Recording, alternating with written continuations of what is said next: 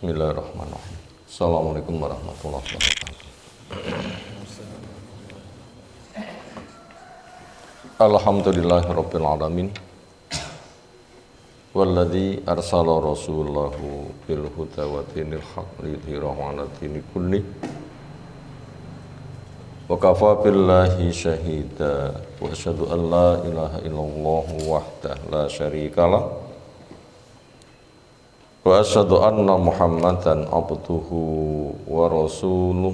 Allahumma salli ala Muhammad wa ala alihi wa ashabihi man tabi'ahum bi ihsanin ila yaumiddin. Ya ayyuhan nas ittaqu rabbakum inna zalzalata sa'ati syai'un 'adzim yauma tarawunaha tatalu kullu murdi'atin 'amma arda'at wa tada'u kullu dhati hamlin hamlaha wa taran nasa sukara wa ma hum bisukara walakinna 'adzaballahi syadid wa ba'du. Fa inna asdaqal hadisi kitabullah wa khairal hadyi hadi Muhammadin sallallahu alaihi wasallam. Syarrul umuri muhdatsatuha fa inna kullu muhdatsatin bid'ah wa kullu bid'atin dhalalah wa kullu dhalalatin finnar. Ayolah ikhwah akramana subhanahu wa ta'ala. Insyaallah kita lanjutkan mengkaji Jami' Sahih Bukhari oleh Al-Imam Abu Abdullah Muhammad Ibn Ismail Ibn Ibrahim Ibn Mughirah Ibn Partisbal Bukhari Al-Ju'fi rahimahullah ta'ala. Masih di jilid yang kedua, juz yang ketiga, tentang kitab usyurut. Kitab membahas masalah syarat-syarat.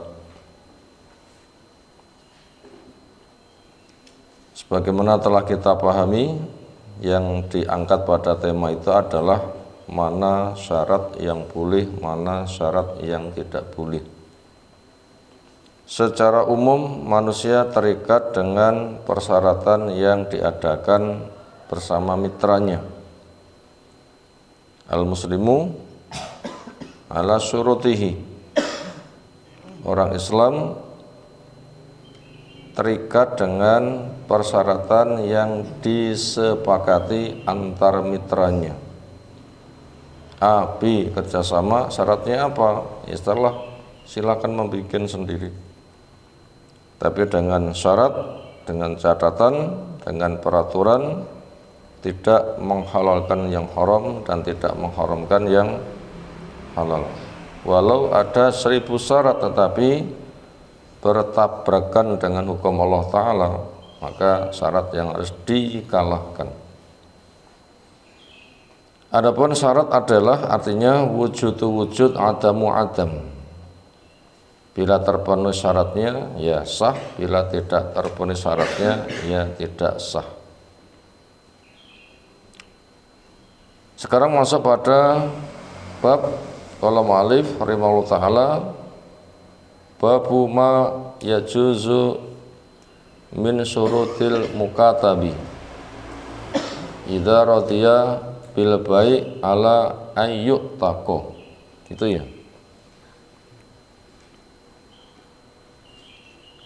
Babu ma, bab apa yang yajuzu boleh,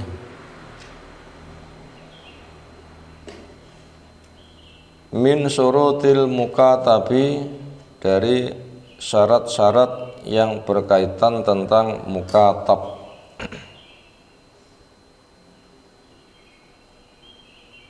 Idza radiya, ketika ridho, bil bai', untuk dijual, ala, dengan syarat ayyuk taqo, untuk dimerdekakan.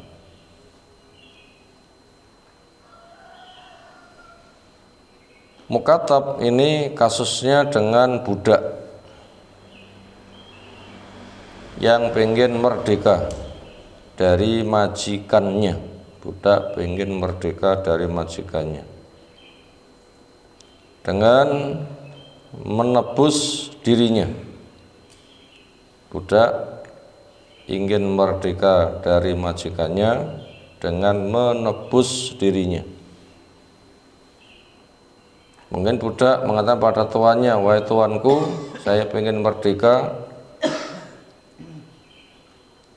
Bila saya menebus diri harus membayar berapa?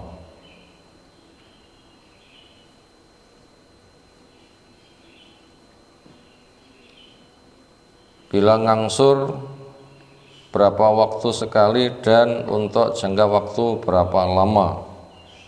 Yang seperti itu silahkan membuat persyaratan. Mungkin harganya sekian, bisa tawar-menawar. Bila diangsur mungkin sebulan sekali selama berapa tahun misalnya.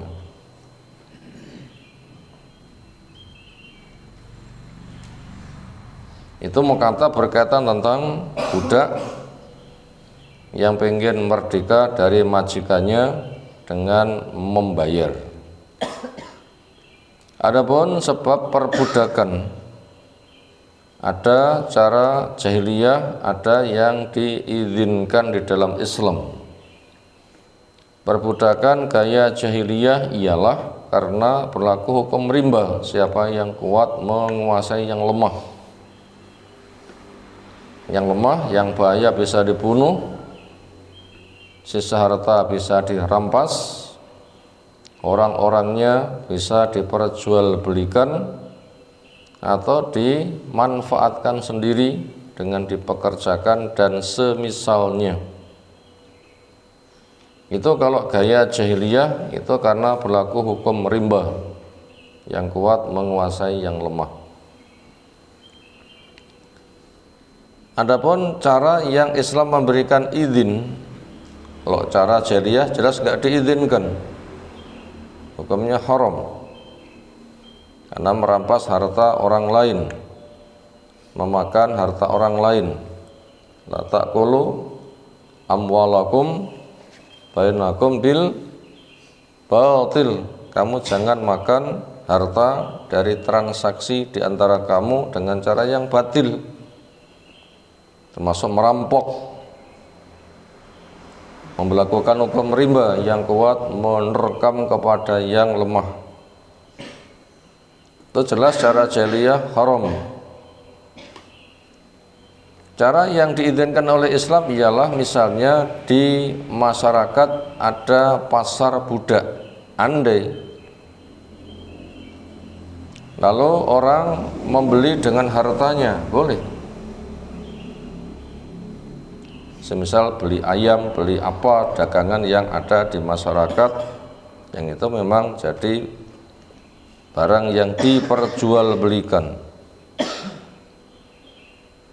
Atau sebab yang lain karena warisan, sebab yang lain karena hibah, sebab yang lain mungkin seorang budak menyerahkan diri.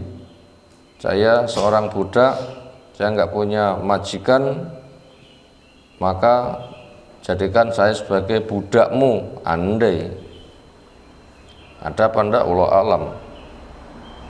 Andai ada itu boleh. Atau dari kasus penyelesaian peperangan, yang kalah perang mungkin akan diputuskan dengan beberapa pilihan. Semisal perang Badar, kaum muslimin menang menghadapi orang musyrik, orang-orang Quraisy yang musyrik, ada 70 yang jadi tawanan perang. Diapakan mereka tawanan perang itu? Kaum muslimin berhak untuk mendapatkan kemaslahatan. Mungkin bisa untuk tukar menukar tawanan, lihat kondisi. Mungkin bisa dimerdekakan, dibebaskan gratis total. Mungkin juga untuk menebus diri dengan bayar sekian, atau menebus diri dengan syarat yang telah ditentukan. Kamu bisa bebas bila kamu bisa melakukan ini itu yang telah disepakati, atau itu dibunuh Bila memang itu membahayakan atau mereka itu dijadikan budak atau mereka itu dijadikan sebagai orang kafir dhimmi, silahkan tinggal di wilayah kaum muslimin dengan dipekerjakan sesuai dengan kebutuhan. Bila selesai nanti suruh minggat.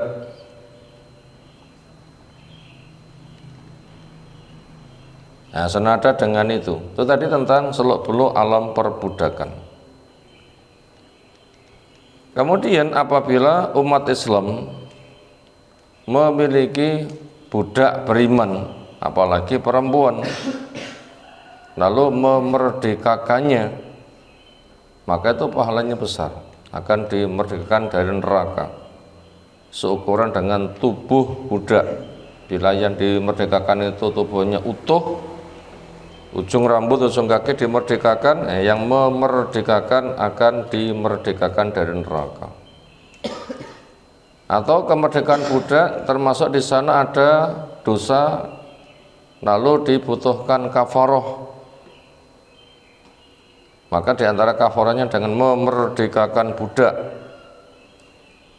mungkin berkaitan dengan jima di bulan Ramadan, di waktu puasa, atau kasus zihar, atau kasus orang itu menggugurkan dari sumpahnya atau nazarnya, atau perbuatan janji dianggap sumpah, di sana ada memerdekakan budak. Atau juga ada harta zakat, ada orang ingin merdeka datang ke pos yang ngurus zakat, tolong saya dimerdekakan dari harta zakat, itu juga mungkin.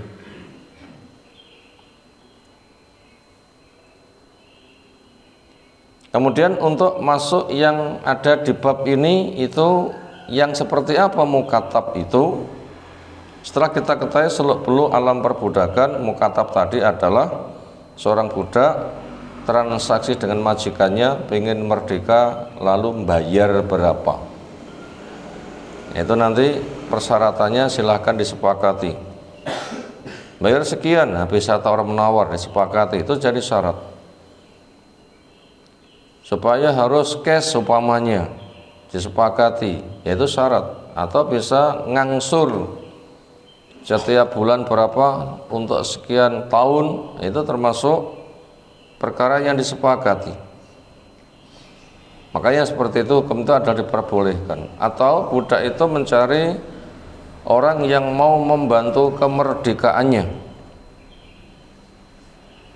sehingga di situ akan terjadi petung antara orang yang akan memerdekakan dengan majikan yang budaknya minta untuk merdeka. Seperti apa? Nah, yang ini insya Allah akan kita baca pada hadis yang ada. Silakan saya membaca hadisnya.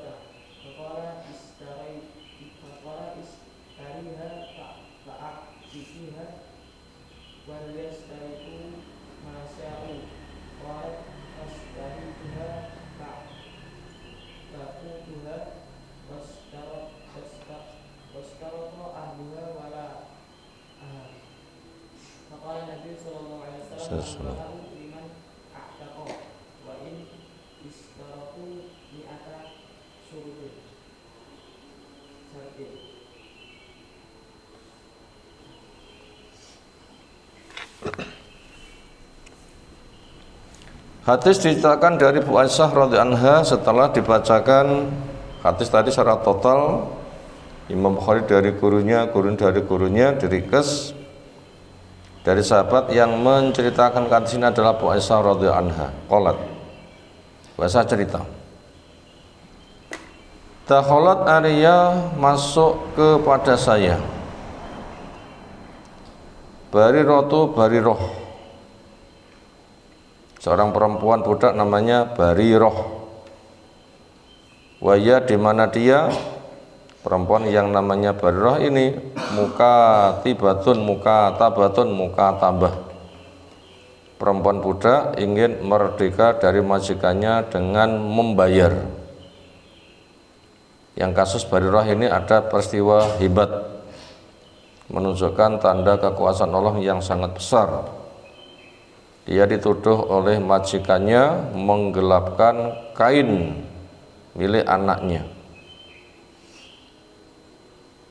Kemudian dia sampai digeledah, ditelanjangi, mungkin disembunyikan di mana. Sudah terjadi atau belum, yang jelas minimal itu ancaman. Ternyata ada keajaiban. Apa keajaibannya? Ternyata kain merah itu disambar burung, dikira daging, dibawa terbang.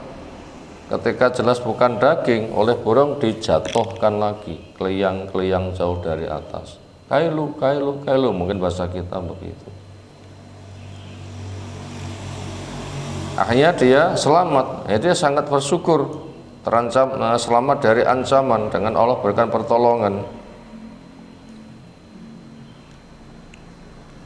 Dan bentuk syukurnya dampaknya luar biasa banyak, mungkin masuk Islam, mungkin ingin merdeka dan sebagainya. Itu diantara dampak-dampaknya, itu diantara sepenggal dari kisah Bariroh. Yang jelas akhirnya dia ingin bebas dari budak, nebus kepada majikannya untuk membayar sejumlah yang disyaratkannya. Maka dia menjumpai orang yang mau membantunya, diantaranya menjumpai pada Bu Aisyah radhiyallahu anha. Faqalat, ya ummul mukminin, wahai ibu, ishtarini, tolong saya dibeli. Fa inna ahli, maka sesungguhnya majikanku, yabi'uni, mereka hendak menjual saya. Fa'atiki, ini tolong saya dimerdekakan. Saya usul pada majikanku ingin merdeka dengan bayar sekian, majikanku mau. Sementara saya menebus, saya nggak punya uang, tolong saya dibeli. Nanti bila saya sudah dibeli, maka saya dimerdekakan. Itu persyaratan yang ada, dibeli untuk dimerdekakan. Sehingga apabila Bu Aisyah nanti membeli, memang membeli untuk memerdekakannya. Apa jawaban Bu Aisyah? Qalat, beliau menjawab, na'am, iya. Masya Allah, luar biasa. Dimintai bantuan, ternyata membantu. Suruh membeli dirinya untuk dipegangkan, siap. Tentunya ini harganya mahal. Namanya manusia. Berapa standarnya harga budak? Ya, sego pecel 5.000, salah kena sarapan gitu nih. Budak berapa harganya? Nah, tentunya mahal. Apa itu 5 ekor onta? Apa setiap onta itu 30 juta kali 5 150 juta? Ya mungkin diantaranya berapa harganya, bisa tawar menawar. Tentunya uang sejumlah itu di dalam alam kita masuk kategori banyak. Jadi sudah termasuk orang kaya karena sudah terkena zakat. Berapa zakat uang? Sekitar 200 dirham. Berapa zakat uang? 200 dirham. 1 dirham itu berapa? Sekitar 3 gram. Sekitar, kurang dikit digenapkan 3 gram perak. 1 gram perak berapa harganya? sekitar 4 rial. 1 rial berapa? Sekitar 4.000. Kalau begitu dikuruskan 1 dirham itu berapa rupiah? Jawabnya 4.000 kali 4 kali 3. 4.000 kali 4 16.000 kali 3 48.000 kali 200 9.600.000. Berarti siapa punya tabungan duit nganggur selama setahun nilainya sekitar 9.600.000, nah itu sudah kena zakat 2,5%. 9.600.000. Kalau ini 150 juta ya tinggal mengalihkan saja. Nah itu ada yang gugah-gugah. Panjenengan cah cilik rawane. Yuk silahkan, sing tidur digaugai. Allah kirimkan tentara gugah-gugah. Itu tentara Allah juga loh ya. Kapan dapat pendidikan militer jadi tentara? Belajarnya langsung, pokoknya ada yang tidur gugah ya, itu tentara. Ini ada pawangnya, nanti bila tidur nanti suruh gerilya nanti. Itu tidur, ayo bangunkan. Nah, kita bersyukur ada tentara yang membangunkan. Ngantuk ya? Insya Allah ngantuk itu nikmat sekali. Tapi ya bisa kehilangan nikmatnya ilmu gitu ya. Ya maka kita ada membangunkan supaya nggak kehilangan nikmatnya ilmu. Dan tadi tentang masalah muatan lain berkaitan harga. Ternyata Bu Aisyah mengatakan, "Naam, ya saya mau." Ini sangat dermawan sekali. Sangat dermawan sekali. Nah, semoga Allah jadikan kita sebagai orang yang dermawan. Membantu, sedekah, dan itu tidak mengurangi harta. Ma naqasa malun min shadaqatin, harta tidak kurang dari sedekah. Janji Allah, wa ma anfaqtum fa huwa yukhlifu. Apapun yang kamu infakkan Allah memberi ganti, dan itu akan menjadikan sebab dia punya tabungan di akhirat dan mendapatkan kelipat gandaan pahala dengan 10 kali minimal, akan menggugurkan dosa, akan meninggikan derajat. Nah, fadilahnya besar. Dan orang yang sadar seperti itu, maka dia segera menyambut, ditawari segera bisa mengatakan ya, sehingga secepat kilat. Karena siapa yang lambat amalnya, makanya nasabnya tidak bisa mempercepat. Memang dunia dicipta untuk kesempatan beramal, dan itu imbalannya berlipat-lipat. Makanya butuh diselami sehingga nanti memudahkan melangkah. Qalat Barirah kemudian melanjutkan ceritanya, "Inna ahli, sesungguhnya majikanku, la yabi'uni, mereka tidak mau menjual saya. Kata yashtari itu sampai mereka mengajukan persyaratan walai, walakku. Tapi Bu begini, majikanku walaupun mau menjual saya, ibu saya minta membeli saya untuk dimerdekakan. Ternyata majikanku bikin syarat, bila kamu pengen merdeka dengan menebus, bila kamu nanti mati, warisanmu milik saya." Majikanku memberikan syarat begitu Bu. Berarti ibu itu hanya membeli saja, saya dibeli kemudian saya merdeka, bila saya nanti mati, warisanku adalah milik majikanku. Ini persyaratan yang diajukan oleh majikanku. Apa kata Bu Aisyah melihat persyaratan seperti itu? Kalau Bu Aisyah mengatakan, la hajata li fik, la hajata, enggak ada kebutuhan li padaku fik tentang dirimu. Lek model ngono ki giyah aku. Ya bila kamu merdeka, sebabnya saya bantu kemerdekaannya, berapa harganya saya bayar, berarti kamu adalah merdekamu dengan sebab jasa saya. Bila kamu nanti mati, warisanmu ya milik saya. Warisanmu ya milik saya, bukan milik dia. Apabila dia tidak mau, ya sudah, saya enggak mau membelimu. Akhirnya fasamnya ketika mendengar pembahasan ini, petung ini, pembicaraan ini, Nabi sallallahu alaihi wasallam, atau berita itu sampai kepada Nabi. Nabi mendengar langsung atau ada orang mengadu lalu menceritakannya tentang seperti itu. Majikan merdeka menebus diri atau dibeli oleh orang, kemudian warisannya tetap milik majikan yang menjualnya. Komentar Nabi SAW adalah faqal masa'nu Barirah.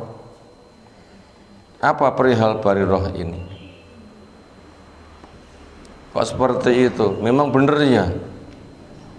Faqala, maka berpesan Nabi SAW, istariha. Kepada Abu Aisyah diberitahu, silahkan kamu beli dia. Fa'tikiha, silahkan kamu merdekakan dia. Wal yastaritu masa'u, dan silahkan mereka membuat persyaratan. Di antara persyaratannya adalah bayarnya berapa, bila diansur berapa setiap ansuran dan berapa kali. Nah, silahkan itu bikin persyaratan yang seperti itu. Semua persyaratan boleh selagi tidak menghalalkan yang haram dan tidak mengharamkan yang halal. Qalat fastaratuha, maka saya ajukan persyaratan kepadanya. Kata Abu Aisyah, saya ajukan persyaratan. Fa'ataktuha, maka saya akan memerdekakan dia. Jadi Abu Aisyah siap memegang persyaratan, membantu kemerdekaan, membelinya, setelah itu merdeka. Wastarata alwa, sementara majikannya juga setuju, cuma mereka mengajukan persyaratan wala'aha, akan walaknya. Silahkan kamu beli, kamu merdekakan, terserah, tapi bila dia nanti mati, walaknya itu milik saya. Menanggapi yang seperti ini, faqala mengatakan an-Nabi sallallahu al-walu liman a'taqo. Ini standar peraturan. Wala itu milik orang yang memerdekakan. Apa makna wala? Warisan budak yang dimerdekakan itu milik yang memerdekakan. Ini ketetapan syariat. Ketetapan syariat. Berarti orang yang memerdekakan berhak mendapatkan warisan. Sing nuku aku, bila mati aku sing marisi. Sudah, ini logis. Bagaimana yang membeli saya, warisan milik dia? Aneh.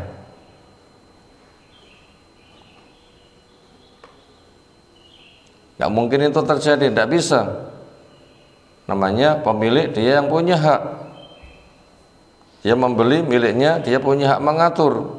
Masa membeli miliknya yang ngatur orang lain? Aneh kan? Membeli miliknya, ya dia yang punya hak ngatur. Saya beli, ya saya yang memiliki warisannya. Bagaimana milik dia? Maka ketetapan dari Nabi gamblang, wala itu milik orang yang memerdekakannya. Sehingga bila mereka itu membuat persyaratan yang aneh, itu ditolak. Waris torotu, walaupun mereka membuat persyaratan mi'ata syaratin, 100 persyaratan. Jadi persyaratan walaupun disepakati, telah legal, telah mendapatkan peresmian, misalnya dari negara diakui dan sebagainya, tetapi itu bertabrakan dengan hukum Allah, maka hukum makhluk itu yang harus digugurkan, tidak boleh bertabrakan dengan hukum Allah Subhanahu wa ta'ala. Banyak pelajarannya sudah kita sebutkan bersama pembacaan yang tadi. Sekarang kita masuk pada bab berikutnya, babus syurut fit thalaq. Bab persyaratan berkaitan masalah urusan perceraian. Wa qala Ibnu al-Musayyab atau Musayyib wal Hasan wa Atha, in bata fit thalaq, apabila ada ide untuk terjadi perceraian, au akhara, atau menunda menangguhkan perceraian, bahwa ahaku bisyartihi, maka dia lebih berhak tentang persyaratan yang telah disepakati berkaitan masalah urusan perceraian. Sekarang kita masuk pada pembahasan tentang seluk-beluk perceraian dulu. Apa itu cerai? Mana bahasa adalah lepas, putus. Semula ada ikatan, cerai berarti ikatannya lepas. Kalau nikah itu mengikat yang pisah, kalau talak itu melepas yang utuh. Akad atau ikat, akad nikah itu adalah menyatukan yang berserak-serak. A orang asing, B orang asing, fulan orang asing, fulana orang asing, disatukan, diikat dengan pernikahan. Di sana ada 2 pangkat 3, 2 syarat, 2 rukun, 2 wajib. Sehingga apabila 2 syarat, 2 rukun, 2 wajib terpenuhi, maka laki perempuan asing menjadi halal di dalam ikatan suami istri, di mana nikah mana bahasa adalah jima, yang darinya nanti akan berketurunan. Apa itu 2 syarat? 1, lakinya jelas mau, perempuannya jelas mau, lalu perempuannya dapat izin dari wali. Itu nomor 1 syarat. Lakinya jelas mau, perempuannya jelas mau, perempuannya diizinkan oleh walinya. Itu syarat pertama. Yang kedua, 2 saksi. Itu syarat yang kedua. Dan 2 saksi itu adalah laki-laki yang adil. Adil itu muslim. Muslim itu ahli tauhid. Kemudian 2 rukun, yaitu ijab dan qabul. Ijab itu dari wali, qabul itu dari mempelai laki-lakinya. Wali mengatakan, "Hei fulan, kamu saya nikahkan, saya kawinkan dengan anak perempuanku namanya fulanah. Dengan mahar ini boleh cash, boleh utang." Spontan dijawab, "Saya terima nikah kawinnya fulanah bintu fulan dengan mahar tersebut. Cash boleh, kontan boleh. Cash boleh, hutang juga boleh." Itu sudah 2 rukun. Kemudian 2 wajibnya adalah mahar dan walimah. Mahar jelas laki memberikan, walimah jelas laki yang diwajibkan. Bila perempuan mengadakan, maka laki-laki supaya membantunya, atau memang mereka membantu secara gratis juga diperbolehkan.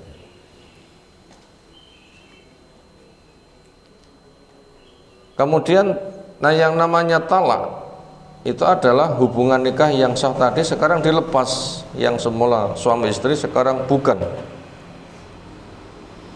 Kemudian talak dibagi 2, ada talak yang sunnah, ada talak yang bid'ah. Apa tanda-tanda talak bid'ah? Sehingga nanti tidak sah. 1, suami marah dalam kondisi tidak terkendali, "Kamu saya cerai." Itu bid'ah, itu enggak sah. Atau istri sedang haid, "Kamu saya cerai." Ini juga bid'ah, itu tidak sah.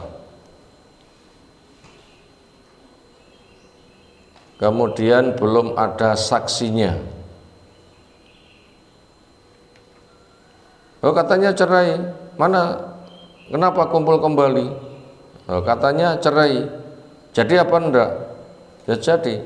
"Mana saksinya?" "Enggak ada." "Ya enggak bisa, harus ada saksinya." Siapa yang menyaksikan? Karena nikahnya itu disaksikan, lepasnya juga disaksikan. Bila enggak disaksikan, itu juga tidak sah. Karena syaratnya apa? Ya termasuk syaratnya itu dipersaksikan. Kemudian harus bertahap, ada cerai 1, cerai 2. Nggak boleh sekali putuskan cerai langsung cerai 3. Lalu syarat yang lain sehingga nanti menjadi sah, bila tidak nanti termasuk bid'ah, adalah sudah ditempuh langkah-langkah pendahuluan. Apa itu langkah-langkah pendahuluan? Di antaranya suami dalam keadaan lurus, istri yang sedang bermasalah namanya nusus, maka di situ tidak langsung dicerai, tapi satu nasihati dulu, benahi, ditandani. Bila dinasihati gak mempan, lalu yang kedua pisah ranjang, seolah itu latihan cerai, biar rasane tidak jima suami istri, tetapi tetap satu rumah, cuma nggak jima. Dan tidak boleh ada orang lain yang tahu, nggak boleh ditinggal turu naik angkring. Ada kasus nggak jima, suaminya tidur di pos kamling, ya nggak boleh. Nanti bojone parane gendruwo, beresiko nanti lah ya. Sekarang bisa ranjang, laki-lakinya tidur pos kamling, nah nanti ada orang jadi pencuri nanti. Apa yang dicuri? Wah, ini bahaya nih, yang dicuri apa ini ya? Kasus itu nanti.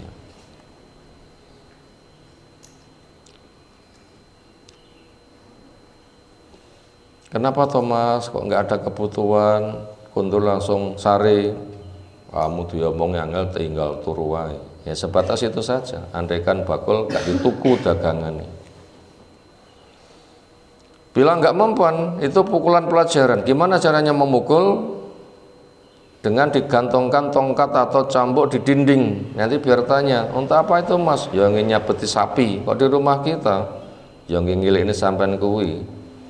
Ben jojo kaya sapi. Masa domera kena, sadari disabeti. Kamu tuh sapi atau bukan? Ya duduk. Ya domongi ya gampang. Ya wis aku manut, ya selesai. Tapi malah berangkang, moh lho sapene sapetono, wah berarti ngengkel ngene.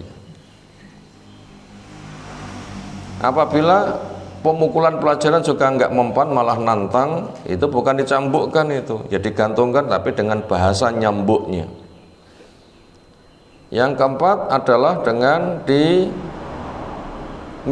kumpul orang terbaik terbijak dari suami, orang terbaik terbijak dari istri, orang terbijak tahu masalah masing-masing, lalu rembukan untuk cari solusi. Tujuannya untuk mengakurkan. Dan yang namanya tukang sing ngerujuk nih, wakil suami itu yang paling bijak, ada syaratnya. Harus tenang, nggak boleh kubu-kubuan, cinta pada nasib anak-anak, jaga rahasianya, memang semangat untuk mendamaikan, bukan untuk menjadi hobi agar bisa cerai, seolah menjadi pengacara untuk nang-nangan. Yang penting klinku menang, bukan. Itu tujuannya untuk mendamaikan.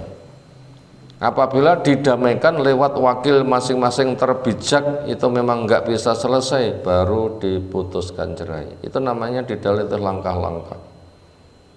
Apabila belum didahului langkah-langkah, langsung dikatakan cerai, itu tidak sah.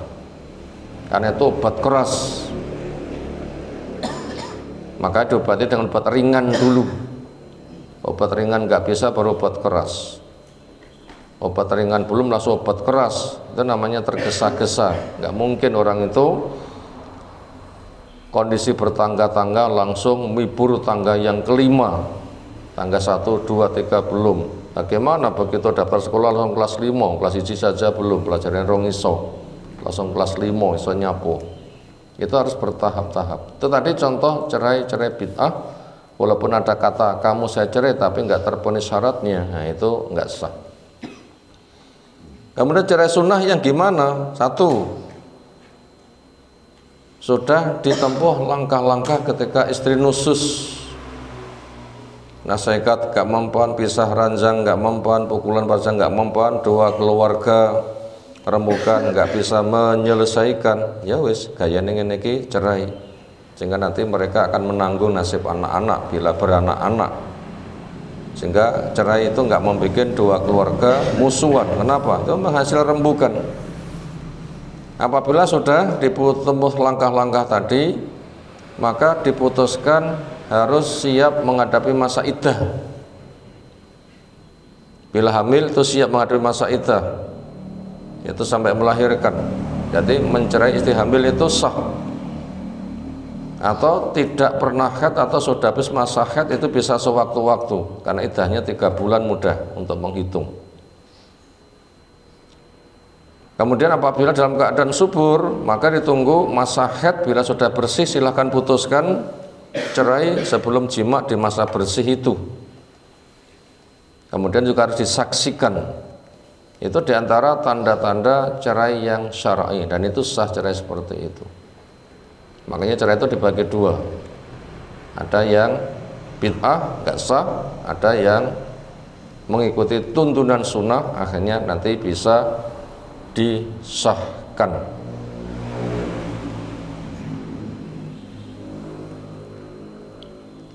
Kemudian diantara peristiwa yang itu nanti ada kaitan dengan syarat urusan perceraian, misalnya ada pemicu rumah tangga, istri ra kena diomongi karena seneng penean. Suami memberitahu, "Di ojo penean, panggah ra kena diomongi. Nek sampean ra kena diomongi, sekarang kita bikin persyaratan. Kita akan utuh bila kamu tidak penean, dan kita akan pisah bila kamu tetap penean." Ya wis, tenan, siap. Satu kesempatan konangan, istrinya ternyata penean, akhirnya konangan suami ini. Nah, sekarang kamu melanggar. Karena itu peraturannya begitu, sekarang kamu melanjutkan menek saya cerai, kamu turun juga saya cerai. Terus bi? Akhirnya pinter juga istrinya supaya nggak jatuh cerainya apa? Mibur. Munggah yora, muduk yora, tapi apa? Mibur gitu dia. Karena pandai mencolot kayak manuk mibur. Saya nggak naik, saya tidak tapi saya mibur, pur. Akhirnya nggak terpenuhi syaratnya, ya nggak jadi cerai. Atau mungkin ada kasus-kasus yang lain, tentunya orang itu memiliki syarat. Termasuk ada sighat taklik yang banyak berkembang di masyarakat, sering ditandatangani. Yang Pak Hakim, Pak Naib itu tanya, dibaca enggak, tanda tangani enggak? Bila dibaca ditandatangani, bila nanti terjadi peristiwa nanti bisa jatuh cerai. Di antaranya adalah tidak boleh meninggalkan istri selama 2 tahun berturut. Apabila meninggalkannya istri selama 2 tahun berturut, istri tidak kuat menahan, lalu mengajukan gugat ke pengadilan dengan membayar 10.000, pengadilan mengizinkannya, maka nanti akan jatuh cerai. Itu diantara syarat yang sering kita dengar. Itu iya apa enggak, ya terserah. Disetujui monggo, enggak juga monggo. Silakan yang hendak menandatangani baca dulu. Setuju monggo, enggak juga monggo. Atau istri juga mengajukan persyaratan, saya mau dinikahi tapi dengan syarat saya tidak bakal ditinggal pergi lebih dari 4 bulan. Andaikan terpaksa pergi 4 bulan itu harus pulang. Lalu suami setuju, ditandatangani, ternyata 4 bulan kok nggak pulang. Di situ ada persyaratan. Apa? Jatuh cerai, bisa. Seperti apa syaratnya terserah, bila bisa membuat kesepakatan. Atau yang lain-lainnya. Yang jelas di dalam alam perceraian pun juga ada syarat-syarat. Maka orang akan terikat dengan syarat yang disepakati. Seperti apa? Terserah. Tapi dengan catatan tidak menghalalkan yang haram, tidak mengharamkan yang halal. Fadhal, baca hadasan.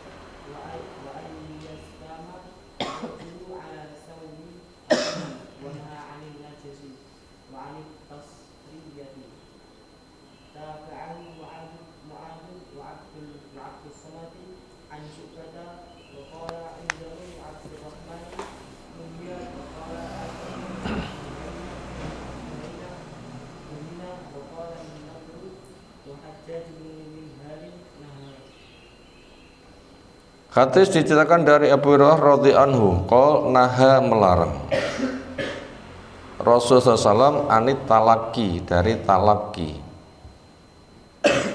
Talaki itu adalah pedagang membawa orang membawa dagangan dari jauh hendak masuk pasar. Orang membawa dagangan dari jauh hendak masuk pasar. Lah orang setempat yang menguasai pasar itu ternyata mencegat para pedagang yang masih belum masuk pasar. Yang dari timur ada yang mencegat, yang dari selatan ada yang mencegat, yang dari barat ada yang mencegat, dari utara ada mencegat. Kemudian dikatakan saya jualkan atau saya beli, berapa bayar saya jual. Nggak boleh, karena orang yang punya barang itu belum tahu kondisi harga yang ada di pasar. Nah, orang yang datang itu seolah menguasai, itu tidak boleh. Maka biarkan para orang yang mau barang dagang itu ke pasar sehingga tahu kondisi, tahu harga, bisa tawar menawar. Nah, namanya mutalaki itu ada orang yang langsung menghadang di luar sebelum masuk pasar, belum tahu bagaimana harga hari itu. Di situ ada catatan kakinya, mana talaki adalah ingkana li syira'i ma mata'ahum qabla ma'rifatihim syi'ra al-balad, yaitu orang yang bawa barang itu belum tahu harga yang ada di pasar tersebut, lalu orang setempat yang sudah tahu kemudian sengaja mencegatnya lalu membelinya. Nah, itu tidak boleh, karena itu nanti bisa terjadi masalah. Ternyata nek kono dicegat tadi lebih murah, ketika datang ke pasar malah lebih tinggi, itu bisa bermusuhan. Nah, biarkan mereka masing-masing untuk masuk pasar menjajakan barangnya. Nanti para calon pembeli datang, ada penjual, ada pembeli, ada barang, bisa ngecek, bisa tawar menawar sehingga tahu harga yang berkembang. Nah, itu begitu kudu nih. Makanya orang yang sudah mencegat duluan itu tidak boleh. Itu apabila ada kampanye, itu adalah sudah nyuri setat, belum waktunya kampanye duluan. Kan kasus kan? Itu tidak diperbolehkan. Yang kedua, wa ayyabta'a al-muhajiru lil a'rabi.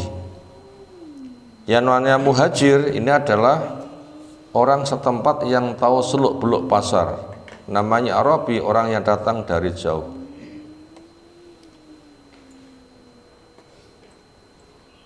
Dia yang membelinya. Berarti orang-orang sudah menguasai harga pasar, lalu orang-orang yang datang langsung dibeli dia tanpa banding-banding. Ini juga nggak diperbolehkan.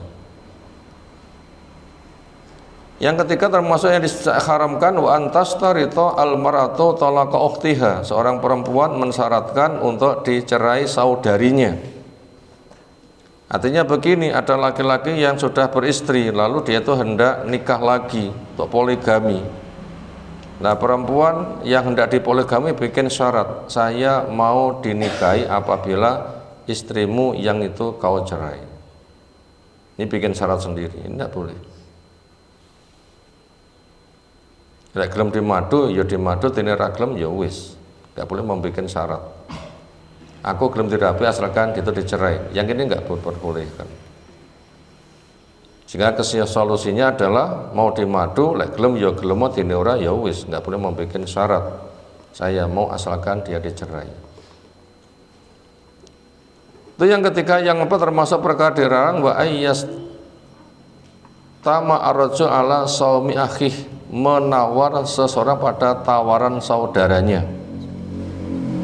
Misalnya ada di pasar stand penjualan berjajar-jajar, area perdagangan sandal misal, lalu ada pembeli datang ke kios A, cari barang tertentu, setelah tahu tawar menawar. Itu kios B tahu tawar menawar, kemudian ngomong, di sini ada barang yang kamu cari, di situ berapa?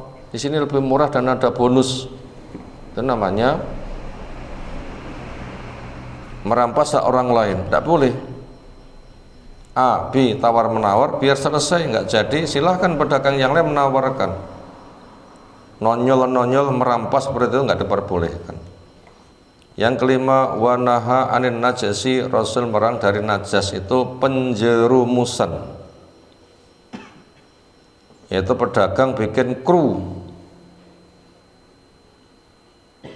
Bila ada pembeli, nanti suruh tanya, beli apa? Beli ini, harganya berapa? Sekian.